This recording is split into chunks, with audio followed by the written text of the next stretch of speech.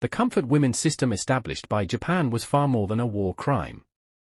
It was a centrally managed industrial system. Comfort stations were not opened randomly. They were planned according to frontline density, troop numbers, and troop routes. Each station was attached to a military unit and kept records. Women were considered military equipment. Numbers, not names, were used in the registers.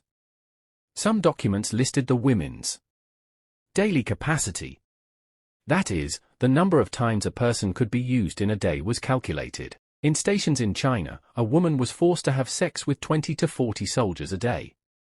This number increased even more during wartime. This situation was defended under the pretext of preventing uncontrolled violence. But in reality, the aim was to institutionalize the rape of soldiers. Women were forced to undergo regular health checks. But these checks were not to protect them, but to prevent soldiers from getting sick. Syphilis, gonorrhea, and infections were common. Women who fell ill were deemed disposable if left untreated. Some were exposed to experimental drugs, others simply disappeared. Women who became pregnant had no options. Forced abortions or the killing of the fetus after birth. Testimonies of this emerged years later.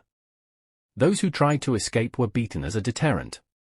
It was reported that in some camps, mass executions were carried out after escape attempts. This system was not only for military control. It was also used to humiliate the occupied population and to break the social structure. Especially in China, this violence against women was a tool to psychologically crush the resistance. After the war ended, the Japanese army closed most of the comfort stations. Most of the documents were burned. The surviving women were told not to speak. Some were offered money. Some were threatened. For many years, these women could not even tell their own families the truth, because the shame was imposed on them. Until the 1990s, the world hardly ever talked about this system. The truth was learned as the survivors came forward one by one. And one of the most shocking details was this system was not established by a few out-of-control soldiers, but by the state's intelligence. Even today, some official statements try to deny this fact. But documents, witnesses, and time do not carry lies.